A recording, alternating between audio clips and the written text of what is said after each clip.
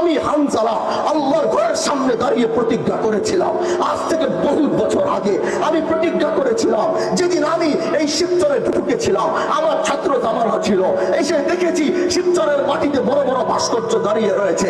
ওদিন আমার বুকের ভিতরে কষ্ট লেগেছে, আমি আঘাত পেয়েছি, আমি কান্না করেছি। আমি ওই দিন আল্লাহর আরশের দিকে তাকিয়ে বলেছিলাম, ও আল্লাহ, এই শিবচর তো ওই মাটি যেখানে আল্লাহ ওয়ালারা ঘুমিয়ে রয়েছে, এই শিবচর তো ওই মাটি যেখান থেকে ভারতবর্ষে ইসলামের বিপ্লব ঘটেছে।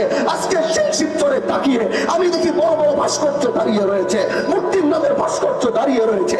এটা অন্য জেলায় হলে এটা মেনে নিতাম, এটা বরিশালে হলে এটা মেনে নিতাম, এটা পটুয়াখালী হলে এটা মেনে নিতাম, এটা যশোর হলে এটা মেনে নিতাম। কিন্তু আমার শিবচর যেটা আল্লাহ ওয়ালাদের মাটি, যেখান থেকে ইসলামের ইতিহাস শুরু হয়েছে, ভারতবর্ষের ইতিহাস যদি ইসলামের ইতিহাস লিখতে যাবে, শিবচরের নাম সেই ইতিহাসের পাতায় আনতে হবে। কারণ এই শিবচরে হয়েছিল হাজী শরীয়তুল্লাহ জন্ম। ওই দিন তাকিয়ে বলেছিলাম, শত্রুকে তাকিয়ে বলেছিলাম, ভাস্কর্যের দিকে তাকিয়ে বলেছিলাম যে আল্লাহ, তুমি আমাকে যেদিন এই সুযোগ দিবা, যেদিন তুমি আমাকে এই সুযোগ দিবা, ওই দিনে আমার নিজের হাতে আমি এই ভাস্কর্যের নামের মূর্তিগুলোকে গড়িয়ে দিব।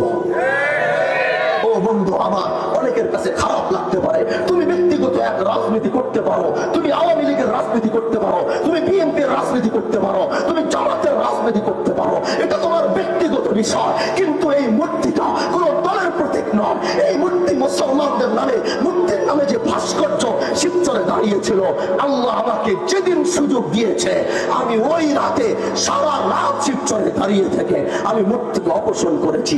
এই কথা বলার উদ্দেশ্য হলো, অন্যায় কোনদিন এই বংশপুত্রয় অন্যায়কে বরদাস্ত করে নাই, অন্যায়কে বরদাস্ত করতে চাই না।